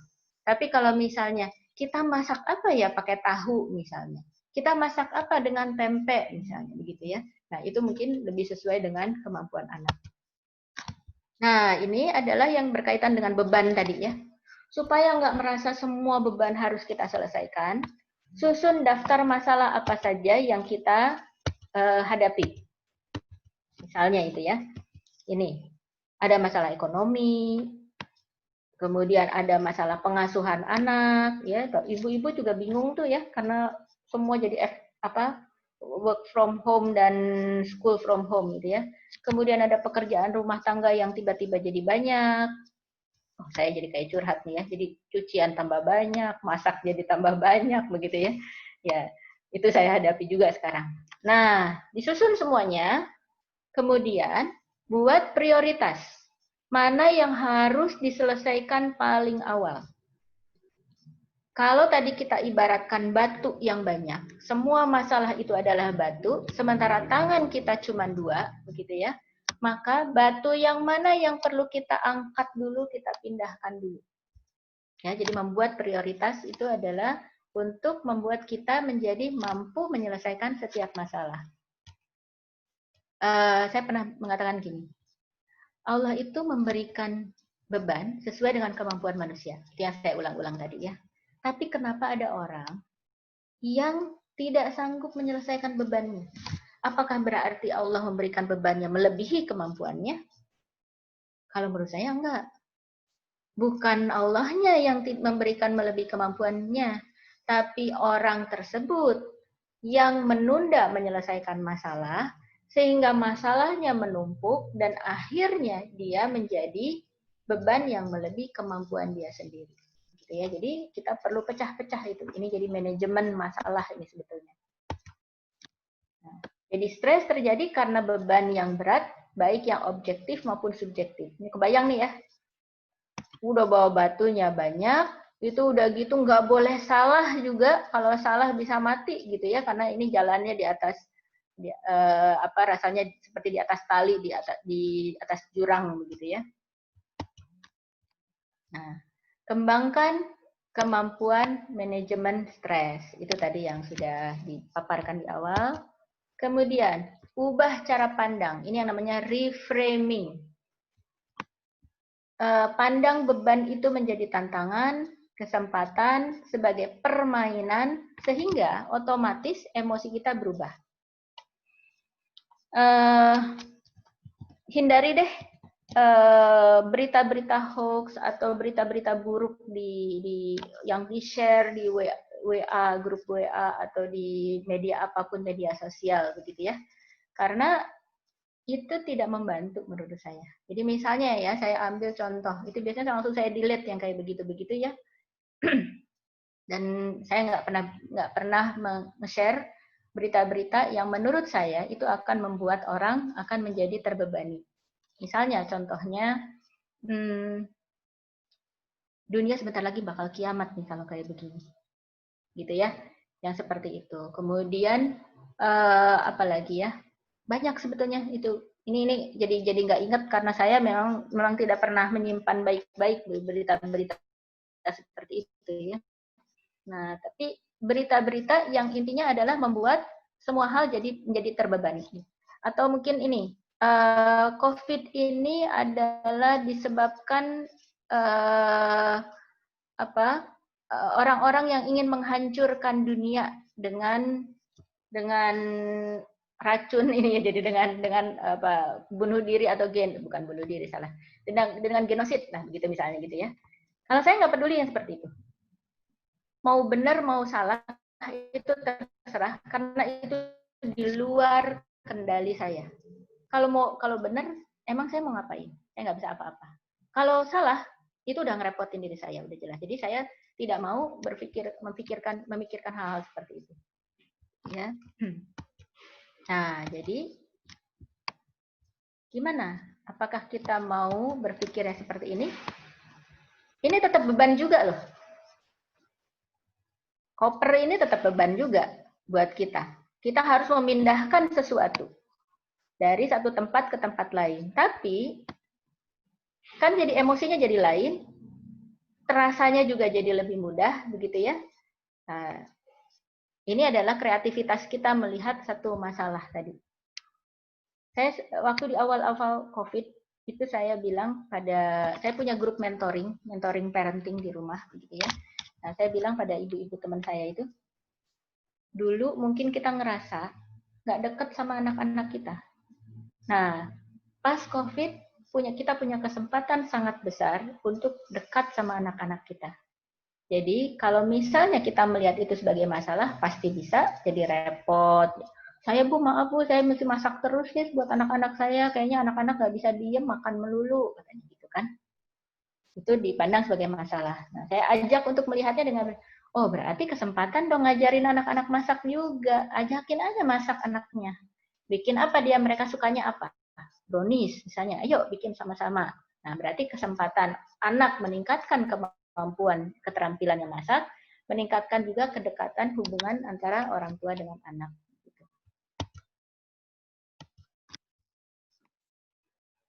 Emosi negatif seperti panik, cemas, marah, takut, dan lain-lain itu terjadi karena kurangnya kompetensi menyelesaikan masalah. Oleh karena itu, kembangkan pengetahuan, kemampuan, keterampilan, link atau jaringan, dan lain-lain yang dapat meningkatkan kompetensi. Saya ambil contoh gini. Nggak ada masalah sebetulnya dengan panik, cemas, dan lain-lain. Itu hanya menunjukkan bahwa kita ada satu hal yang mungkin belum menguasai di area itu, dan sebetulnya juga nggak masalah juga, begitu ya. Saya suka nyetir mobil. Nah, kalau misalnya mobil saya atau ban mobil saya kempes di jalan, apalagi di jalan tol, saya akan panik. Tapi suami saya nggak panik. Kenapa? Karena suami saya tahu cara nambal ban, sementara saya tidak tahu cara nambal ban. Tapi, kebalikannya, kalau anak saya sakit panas, suami saya panik nggak karu-karuan, saya biasa-biasa aja. Kenapa? Karena saya tahu apa yang harus saya lakukan untuk anak saya, sementara suami saya tidak tahu. Jadi itu sederhananya tuh. Jadi panik, cemas, atau emosi negatif lainnya menunjukkan kita belum memiliki beberapa kompetensi, beberapa pengetahuan, beberapa keterampilan terkait penyelesaian masalah tertentu.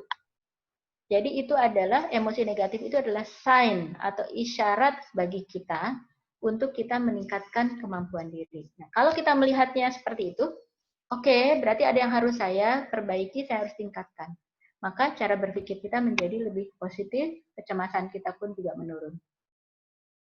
Kemudian tahapan menyelesaikan masalah dengan brainstorming, tadi ya, tetapkan mana prioritas masalah yang harus diselesaikan dan diatasi terlebih dahulu.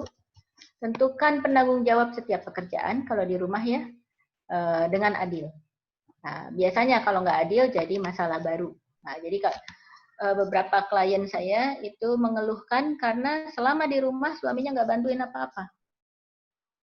Dulu juga memang begitu, tapi dulu cuma sebentar, cuman pagi atau malam saja, karena sepanjang siang ada di kantor. Nah, sekarang ada di rumah terus, kelihatan terus, begitu ya. Dan suami nggak tahan ngelihat rumah yang berantakan dan lain-lain, akhirnya itu jadi sumber keributan dan sumber stres baru. Beritahu terhadap semua anggota hasil diskusinya, terutama apa yang perlu dilakukan oleh masing-masing. Ya. Ini adalah, ujian ini adalah cara Allah meningkatkan kualitas diri. Bersediakah kita bersabar dalam berproses menuju kebaikan. Oke, ini sumber-sumbernya. Begitu mungkin Bapak Ibu sekalian, jadi kita punya waktu yang cukup untuk tanya jawab kelihatannya ya. Jadi sekarang ya. Jadi bagaimana Ibu, apa tetap mau dilanjut tanya jawabnya? Oh, kenapa memang? Habis waktunya? Sudah habis waktunya? Iya, saya serahkan ke Ibu, apa mau dilanjut kalau saya sih tergantung peserta juga begitu ya. Saya lupa karena jam saya 10:30 di sana, berarti 11:30 ya. 11:30. Harusnya kita selesai jam berapa? Seharusnya kan kita selesai 11:30. Masih ada sekitar 7 menit. Oke, kalau nggak keberatan boleh saja ada pertanyaan-pertanyaan lain, silahkan. Iya, karena sepertinya pesertanya sangat antusias dengan materi Ibu karena ada beberapa pertanyaan yang diajukan. Boleh, silakan. Pertanyaan selanjutnya dari Bapak Rifki dari Taeng, Goa. Beliau menanyakan, selamat pagi Pak Rifki. Menanyakan mengapa tren perceraian dari tahun ke tahun meningkat di Indonesia bahkan di dunia, dan bagaimana dampak sosialnya bagi masyarakat jika RUU Ketahanan Keluarga disahkan. Nah, saya belum lihat RUU-nya lagi ya. Jadi tapi saya bicara tentang perceraian nih ya. Oh, jadi ya. Ya, silakan Ibu. Betul. Jadi data-data yang tunjukkan begitu memang seperti itu. Kemudian kebetulan juga saya beberapa kali ini dapat klien-klien pasangan-pasangan muda yang sudah merencanakan berpisah begitu ya. Dan dengan alasan yang buat saya kadang-kadang kok bisa begitu ya. Jadi misalnya ada yang alasannya itu adalah karena istri saya cemberut melulu, tanya begitu ya. Terus itu ada yang alasannya seperti itu ya, karena cemberut, kemudian akhirnya suaminya marah, kemudian menggunakan kekerasan, kemudian istrinya makin menjauh, gitu ya. Akhirnya mereka memutusin cerai aja deh, gitu ya. Nah, ada juga yang alasannya karena saya nggak kenal sama ibu mertua saya. Ternyata ibu mertua saya kok begitu ya, katanya orangnya nggak, ya intinya sih nggak pintar lah menurut dia, begitu ya. Atau saya sampai nanya, waktu dulu memang belum sempat kenal sama ibu mertuanya. Ya saya cuma ketemu waktu pas nikah aja, katanya begitu. Nah, ada lagi kasus-kasus yang lain yang buat saya tuh, oh, kenapa anak muda sekarang begitu mudahnya untuk mengambil keputusan bercerai begitu ya. Nah, tapi saya sepakat tadi pertanyaan tadi. Sementara ini saya menyimpulkan bahwa ada beberapa kemungkinan. Ya. Pertama adalah belum siapnya para pengantin ini menghadapi situasi yang tidak terduga sesudah pernikahan, gitu ya. Jadi bahwa pernikahan itu kan sebetulnya kalau menikah, begitu kita akan mengetahui pasangan kita lebih detail, begitu ya, sesudah itu. Dan apa yang ditampilkan selama ini, apalagi kalau yang mungkin pacaran, begitu ya, itu belum tentu yang benar gitu loh. Karena pacaran itu kan menampilkan hanya hal-hal yang bagus saja. Yang perempuannya mungkin dandan dulu, yang laki-lakinya kelihatan gentleman dan murah hati, ngejajanin segala macam gitu. Tapi ketika sudah masuk pernikahan, itu tidak dipersiapkan untuk menghadapi situasi-situasi yang nyata gitu ya. Nah, sebentar sebelum lebih lanjut, ini nggak apa-apa nih bahas tentang ini. Maksudnya apakah dianggap masih berkaitan dengan materi kita? Kalau Ibu mau bahas mungkin. Ya sedikit saja mungkin ya. Iya, sedikit saja. Masih ada pertanyaan. Jadi kalau saya mengadakan training-training memang untuk family therapy, begitu ya, baik untuk psikolog maupun juga untuk pasangan-pasangan, begitu ya. Jadi yang saya tangkap di situ adalah pemahaman tentang pasangan yang belum memadai, kemudian mengantisipasi problem yang akan dihadapi, kemudian juga bagaimana kalau tadi mengantisipasi problemnya, kemudian bagaimana kalau misalnya ternyata masalah itu muncul di kemudian hari, bagaimana cara mengatasinya. Itu yang seringkali belum dimiliki oleh para pasangan-pasangan muda. Ya, nah, biasanya kami menyelenggarakan training-training yang berkaitan itu. Jadi saling mengenali lagi kebiasaan di keluarga ini bagaimana, kebiasaan keluarga ini bagaimana, keluarga besarnya seperti apa, terus kira-kira masalah yang akan muncul seperti apa, gitu ya. Itu dari sisi satu hal. Kemudian dari sisi yang lain terkait dengan ekonomi. Bagaimana merencanakan keuangan keluarga. Karena itu masalah-masalah yang seringkali muncul dalam keluarga terkait komunikasi, relasi seksual, begitu ya, kemudian ekonomi, kemudian pengasuhan. Nah, itu yang kelihatannya kita sekarang perlu mempersiapkan anak-anak kita untuk menghadapi problem-problem terkait itu. Jadi nggak cukup hanya anak laki-laki sudah bisa nyari duit, misalnya gitu, cari uang, perempuan udah bisa masak, misalnya, terus udah gitu, oke, kita nikah, gitu. Itu belum itu. Dan nggak cukup juga dengan hanya cinta, begitu ya, tapi harus berpikir lebih jauh. Itu aja mungkin kelihatan perlu materi sendiri itu kalau terkait pernikahannya. Mungkin kita lanjut untuk pertanyaan berikutnya dari Bapak Rudi Prihatin. Ya. Beliau memiliki 2 pertanyaan. Yang pertama, apakah tapping yang tadi itu harus di sisi kanan atau bisa di sisi kiri, misalnya di bagian bawah mata? Kemudian pertanyaan yang kedua, ingin merubah cara pandang, tapi fakta yang dihadapi dan dialami membuat sulit bagi orang tersebut untuk mengubah cara pandang. Mohon sarannya, Bu, setelah mendengarkan curhatannya, apa nasihat yang pas buat orang tersebut? Yang tapping itu memang bisa dua-duanya. Ini karena tadi saya pakai satu tangan aja jadi satu begitu ya, tapi bisa dua-duanya begitu sekaligus begitu ya. Begitu, ini bisa dua-duanya begitu ya, nggak ada masalah. Nah, kemudian tentang mengubah cara pandang. Kalau memang realnya begitu, gitu ya, memang demikian, maka terima saja. Saya nggak tahu ini yang jadi misalnya apa contohnya misalnya ya. Saya kalau mungkin ada contohnya dari Bapak Rudi mungkin bisa lebih jelas buat saya gitu ya. Tapi ada hal-hal di dunia ini yang kita hanya bisa terima saja, kita ikhlas saja begitu ya. Misalnya kematian seorang yang kita cintai, gitu kan. Nah, itu kan ya mau dirubah cara pandangnya bagaimana? Bisa dirubah cara pandangnya tapi nanti ketika orang itu sudah rilis emosinya. Jadi tahapannya begini. Ketika orang mengalami musibah, maka yang terjadi pada dia itu adalah shock dulu. Sesudah shock, itu kemudian denial. Shock itu kaget ya. Denial itu menyangkal, nggak mungkin kejadian kayak begini. Itu denial. Kemudian yang berikutnya adalah marah, gitu. Ini termasuk nyalahin orang lain, ini gara-gara kamu sih jadi begini. Kemudian sesudah marah itu adalah fase-fase bargaining. Bargaining itu jadi tawar-menawar. Coba kalau saya nggak begini, mungkin Allah nggak akan mintain seperti ini. Coba kalau saya baik, ibu saya nggak akan meninggal. Gitu. Itu adalah bargaining. Tahapan berikutnya nggak berhasil juga, kenyataan tidak bisa berubah, begitu ya. Akhirnya sedih. Tahapan depresi. Nah, baru tahapan terakhir itu adalah acceptance. Acceptance itu adalah menerima. Acceptance bukan berarti jadi dia bahagia, bukan. Tapi dia menerima kenyataan bahwa oke, ini yang terjadi. Kemudian mulailah berfokus pada diri. Sekarang saya mau apa? Begitu loh. Nah, itu yang terjadi pada seseorang. Apa yang perlu kita lakukan bila kita melihat orang yang seperti itu? Kita sebagai pendamping. Maka izinkan dia untuk mengalirkan dulu emosinya.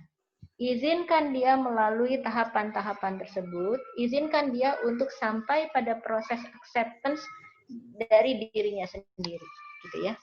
Kalau kita dari awal sudah cut, misalnya contohnya tadi ditinggalkan meninggal sama orang kita cintai, kemudian kita langsung cut, udah nggak apa-apa, Allah ini kan udah ketentuan Allah, begitu ya. Yang terjadi pada dia adalah dia merasa tidak dipahami, orang tidak berempati pada diri dia. Dia menganggap kita tidak menyadari kesedihan dia, gitu loh. Ya, jadi nggak apa-apa, biarkan gitu. Nanti ketika sudah kita boleh mengajukan pertanyaan-pertanyaan yang tadi saya bilang. Sekarang kamu masih sedih ya, misalnya kamu maunya apa sekarang, gitu kan? Boleh mengajukan pertanyaan itu, tapi intinya beri kesempatan dia mengalirkan emosinya dulu.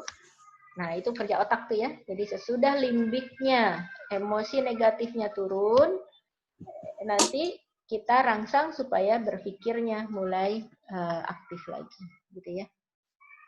Gitu. Gitu, Mungkin Ibu. kita selanjutnya pertanyaan dari Ibu Sulfiati SPDI. Selamat pagi Ibu, menjelang siang. Bagaimana cara mengatasi rasa takut yang sampai bisa mengakibatkan stres? Oke, itu tadi yang saya sampaikan di awal. Itu adalah teknik-tekniknya begitu ya. Jadi terima dulu rasa takutnya, tanya apa yang bikin takut, objeknya apa. Nggak usah dibahas bahwa apa sih, masa gitu aja takut, nggak usah dibahas. Tanya itu maksudnya apa? Supaya dia bicara. Kenapa dia bicara itu penting? Bicara itu berkait dengan otak kognitif. Ya, jadi kita meminta dia mengalirkan emosinya dulu. Mohon maaf kalau saya nggak enak nih kata-katanya, begitu ya. Jadi emosi negatif sering saya analogikan sebagai kotoran dalam tubuh. Kotoran di dalam tubuh itu harus keluar. Keluarnya di toilet, gitu kan ya. Nggak perlu kita lihat-lihat kotorannya bentuknya kayak apa, kita bahas, nggak perlu. Gitu. Pokoknya harus keluar. Nah, rasa takut, emosi negatif itu perlu dialirkan dulu dengan caranya seperti apa? Caranya bisa, ya pasti bisa dengan nangis dan lain-lain, gitu. Tapi yang lebih baik adalah dengan berbicara. Saya takut karena apa? Saya pengennya bagaimana? Nah, takut kebutuhannya adalah bisa berikan rasa aman itu, berikan rasa amannya. Nah, kalau si takut itu mempengaruhi fisiknya, jadi deg-degan, jadi tegang dan lain-lain, lakukan teknik-teknik stabilisasi yang tadi yang tapping gitu ya, itu bisa gitu. Ya, selanjutnya untuk pertanyaan terakhir dari Bapak Fadli di Makassar. Selamat pagi menjelang siang Pak Fadli. Bagaimana dampaknya bagi seseorang atau anggota keluarga yang selalu menyelesaikan masalah dengan anggota keluarga yang lain dengan cara mengalah atau istilah Jawanya legowo untuk menghindari perselisihan? Sekali, 2 kali nggak apa-apa. Tapi kalau terlalu sering, begitu ya, akibatnya di kedua belah pihak. Pihak yang selalu mengalah, itu kan sebetulnya nggak selalu ikhlas juga kadang-kadang, gitu. Nah, tapi akibatnya, ini kan gini nih, kita lihat ada anak yang melihat, ada anak yang mencontoh. Jadi banyak ya akibatnya ya, akibat ke yang bersangkutan. Si ini akan terus mengalah meskipun juga dia belum tentu merasa ikhlas.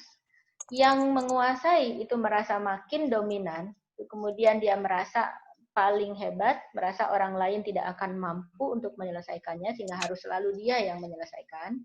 Nah, yang paling buruk adalah kalau itu dilihat oleh anak-anak kita, sehingga anak-anak kita akhirnya mencontoh. Gitu. Biasanya akan mencontoh berdasarkan jenis kelamin. Anak perempuan mencontoh kepada ibunya, anak laki-laki mencontoh kepada bapaknya. Nah, padahal anak-anak harus memperoleh sebanyak mungkin cara penyelesaian masalah. Harus dicontohkan. Jadi kalau nggak setuju, cara nunjukinnya seperti apa? Itu anak harus tahu juga tuh. Anak perlu tahu skema perilaku. Kalau saya nggak setuju, harusnya saya gimana? Saya harus bilang, saya nggak setuju dong cara itu, begitu. Bisa nggak dirubah, misalnya begitu ya.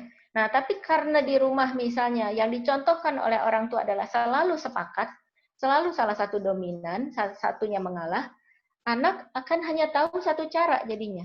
Padahal nanti dia kan tidak hidup di rumah aja. Dia akan hidup di masyarakat. Di masyarakat, anak yang terbiasa mengalah, resikonya adalah ketika bertemu dengan yang dominan, yang membuli misalnya, gitu ya, yang memberikan aturan-aturan yang nggak benar, gitu, dia nggak tahu cara ngelawannya, dia nggak tahu cara mengkanternya. Nah, sebaliknya, anak yang selalu atau mengambil skema dominan orang tuanya, itu salah satu, begitu ya. Ketika dia di luar, dia merasa bahwa hanya cara itu yang paling tepat untuk berinteraksi pada orang lain. Ya teman mana yang mau kalau misalnya selalu dikuasai, kan? Akhirnya nanti temannya pada menjauh, menghindar, begitunya. Jadi penting bagi kita orang tua, memang ini bukan tugas yang sederhana, begitu ya, untuk mengajarkan ragam cara, ragam skema perilaku kepada anak, ya, untuk bekal dia ke depan. Oke, begitu mungkin Ibu ya. Sepertinya masih banyak beberapa yang bertanya, tapi sepertinya waktunya ya. Ya, waktu yang membatasi kita untuk membahas itu. Mungkin kita berpindah di kegiatan selanjutnya. Mungkin Ibu Yeti bisa memberikan kesimpulan untuk materi. Waduh, kesimpulan. Gini, apa ya? Atau pesan-pesan mungkin untuk peserta. Ya. Saya lupa menyiapkan ini ya, tapi yang seingat saya aja ya jadinya. Ujian itu sunatullah, gitu ya. Kita akan selalu dapat ujian itu dalam bentuk apapun, gitu ya. Saya senang sekali mengutip pernyataan seorang sufi yang saya lupa namanya, begitu ya. Tapi dia mengatakan begini, pahit manis itu sama saja. Selama itu datangnya dari Allah, maka pasti baik adanya. Gitu. Mungkin itu dari saya. Terima kasih sekali penghargaan saya, apresiasi saya yang sangat luar biasa pada Bapak Ibu sekalian yang bersedia untuk meluangkan waktu sekarang untuk belajar bersama. Amin, mohon maaf, amin. Ya, mohon maaf atas kekurangan saya. Billahi taufik wal hidayah. Assalamualaikum warahmatullahi wabarakatuh. Waalaikumsalam warahmatullahi wabarakatuh. Ya, menarik sekali materi dari Ibu Yeti dan sepertinya peserta sangat antusias, tapi karena terhalang oleh waktu, nanti di lain kesempatan kita akan membahas ini kembali. Ya, baiklah, untuk terima kasih kepada Ibu Yeti atas waktu dan ilmu yang sangat bermanfaat yang diberikan kepada kami dan kepada peserta yang sempat menghadiri sharing session hari ini. Dan untuk selanjutnya feedback kegiatan akan untuk pembagian sertifikat bisa dilihat ada link yang dibagikan, bisa dilihat di screen share, kolom komentar juga ada untuk pembagian sertifikatnya. Ya, bisa dicatat untuk kepada semua peserta. Ini adalah untuk sertifikatnya. Silakan diisi biodatanya, nanti akan dibagikan sertifikatnya. Dan mungkin terlebih sebelum kita mengakhiri ini, kita foto dulu mungkin Ibu. Silakan. Pak, silakan yang tidak silakan yang tidak mengaktifkan kameranya bisa diaktifkan untuk kepentingan dokumentasi. Oke, baik. Bapak Ibu sekalian. Jadi di sini ada dua sesi dari foto-foto Bapak Ibu sekalian yang ada di sini. Jadi silakan Bapak Ibu nyalakan kameranya. Jadi kita bakal melakukan sesi foto ya. Oke, dari sesi pertama itu ada Bu Sulfiati, Bu Yeti, Bu Mudrika, Pak Agus, Pak Kunjung Wahyudi, Ibu Ayu Pratiwi, Pak Muhammad Akbar, Ibu Widya Mike, Ibu Hamriani, Pak Rudi, Pak Umar, Bu Fadila, Bu Titin Florentina, Pak Ramlan Arifin, Bu Mary, Bapak TJ, Pak Fadli, Pak Sudarman, Ibu Adelisa Matasik, Ibu Andi Miskah, Ibu Hatijah Kasim, Ibu Nahdah, Ibu Musliha, dan Ibu Sarah. Jadi silakan ambil gaya ya. Baik, dalam hitungan ketiga. 1, 2, 3. Baik, satu kali lagi. Untuk sesi pertama. Siap? 1, 2,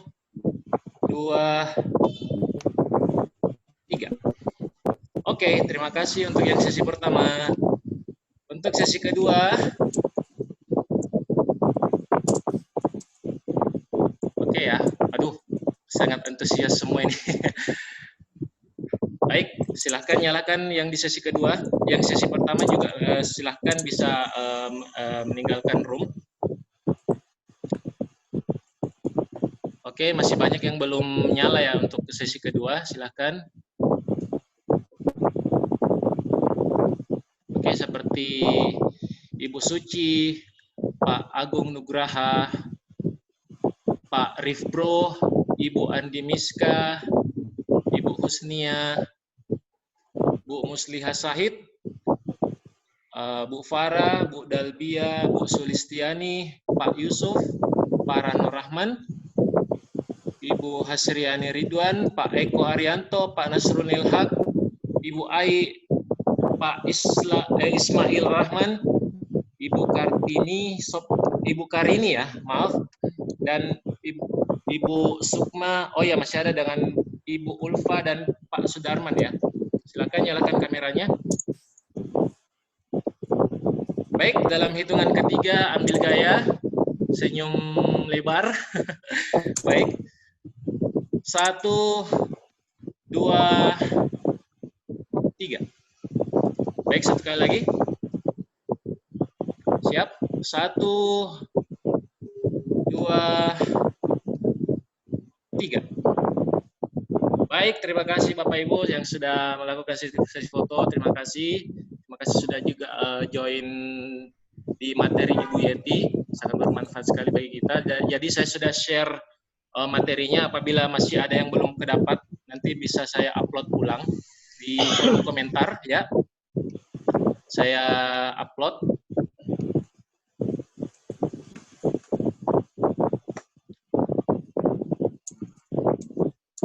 Baik, sudah saya upload. Silahkan di-download buat teman-teman yang belum dapat.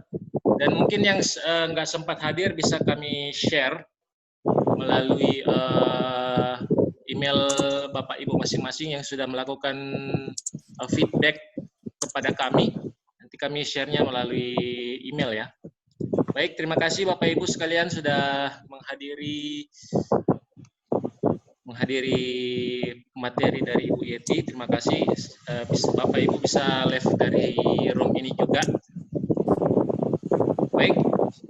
Bisa ditampilkan.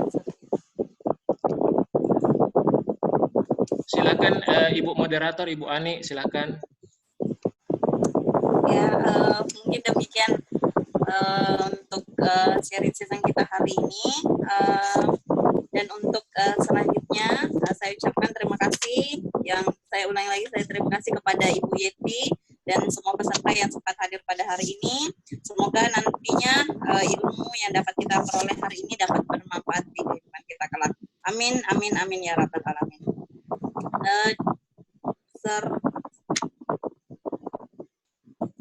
Dan untuk selanjutnya mungkin ibu-ibu peserta bisa melihat beberapa video yang akan kami tampilkan mengenai kegiatan siswa-siswi kami di Bosowa School Makassar, apa saja yang dilakukan di sekolah. Saya pamit ya. Terima kasih Bu Yeti.